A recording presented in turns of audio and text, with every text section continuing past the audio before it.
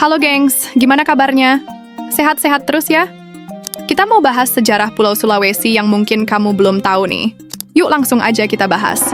Pulau Sulawesi dahulu dikenal dengan nama Celebes, sebutan yang diberikan bangsa Portugis ketika pertama kali tiba pada abad ke-16. Nama Sulawesi diyakini berasal dari bahasa lokal, yaitu Sula, yang berarti pulau, dan Wesi, yang berarti besi. Penyebutan itu merujuk pada sumber daya logam yang banyak ditemukan di tanah Sulawesi sejak zaman kuno. Sulawesi memiliki bentuk yang unik menyerupai huruf K, dengan semenanjung panjang yang dipisahkan oleh pegunungan tinggi. Letak geografisnya menjadikan Sulawesi sebagai titik strategis penghubung jalur perdagangan Nusantara. Bukti arkeologi menunjukkan bahwa Sulawesi telah dihuni manusia sejak zaman prasejarah. Lukisan gua di Leang-Leang, Maros, berusia lebih dari 40.000 tahun, menjadi salah satu peninggalan paling bersejarah. Lukisan itu diakui sebagai karya seni figuratif tertua di dunia, memperlihatkan telapak tangan dan gambar hewan. Penemuan ini menegaskan bahwa Sulawesi memiliki peran penting dalam perkembangan seni manusia purba. Sejak ribuan tahun lalu, Sulawesi menjadi jalur perdagangan yang vital di Asia Tenggara. Pulau ini menghubungkan wilayah Maluku yang kaya rempah dengan Kalimantan, Jawa, hingga Malaka. Kapal-kapal dagang dari berbagai daerah kerap singgah di pelabuhan Sulawesi. Bangsa Portugis dan Belanda datang ke Sulawesi karena tertarik dengan rempah-rempah serta letak strategis pulau ini. Portugis adalah yang pertama mendirikan hubungan dagang dengan kerajaan lokal di Sulawesi. Namun, tidak lama kemudian Belanda melalui VOC mulai bersaing keras untuk menguasai perdagangan.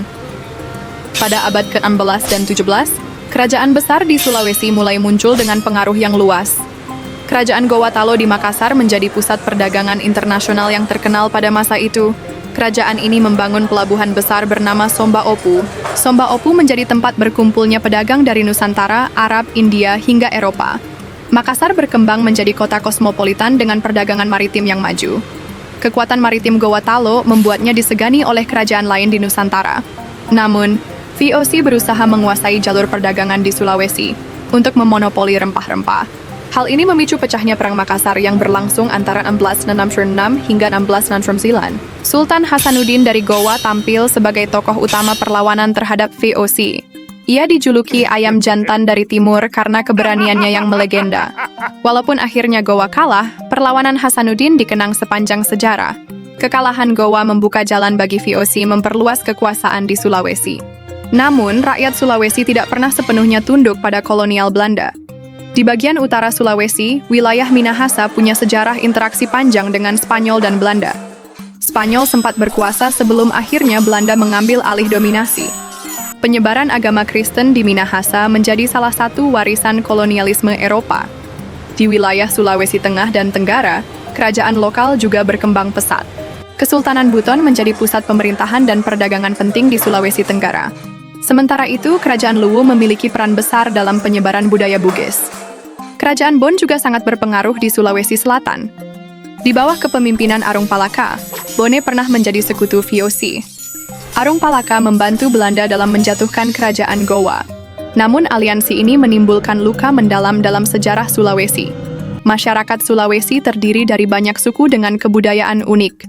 Suku Bugis dikenal sebagai pelaut ulung yang merantau ke berbagai penjuru Nusantara.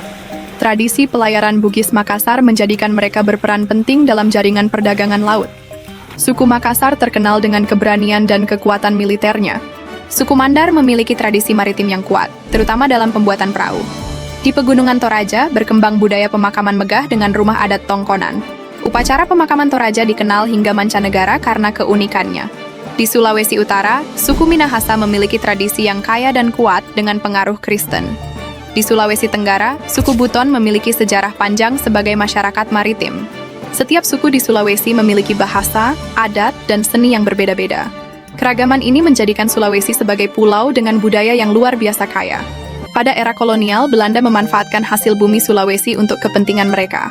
Kopra, rempah-rempah, dan hasil perikanan menjadi komoditas penting dari Sulawesi.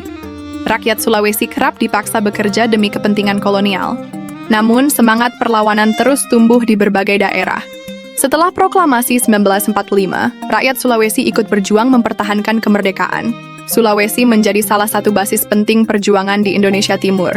Tokoh-tokoh dari Sulawesi juga berkontribusi besar dalam politik dan pemerintahan Indonesia.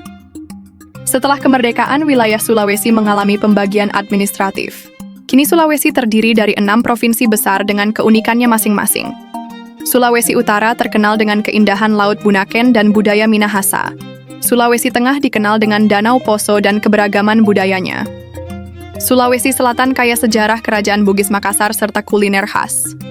Sulawesi Tenggara identik dengan Kesultanan Buton dan wisata bahari. Sulawesi Barat menjadi rumah bagi suku Mandar yang menjaga tradisi bahari. Provinsi Gorontalo terkenal dengan budaya pesisir dan keislaman yang kental. Sulawesi modern juga dikenal dengan sumber daya alamnya. Perikanan, perkebunan, hingga pertambangan menjadi sektor penting ekonomi Sulawesi. Selain itu, sektor pariwisata semakin berkembang berkat alamnya yang menakjubkan. Gunung, danau, pantai, serta budaya lokal menjadi daya tarik wisatawan. Dengan posisi strategis, Sulawesi juga menjadi pusat perdagangan regional. Pulau ini selalu memiliki peran penting dalam sejarah Nusantara. Dari masa prasejarah, kerajaan besar, kolonialisme, hingga era modern, Sulawesi tetap istimewa. Warisan budaya dan sejarahnya masih hidup hingga sekarang. Sulawesi adalah contoh nyata keragaman yang menyatu dalam satu pulau. Gimana? Kamu jadi tahu atau makin tahu? Tulis komentar kamu di bawah ya. Sampai ketemu di video selanjutnya.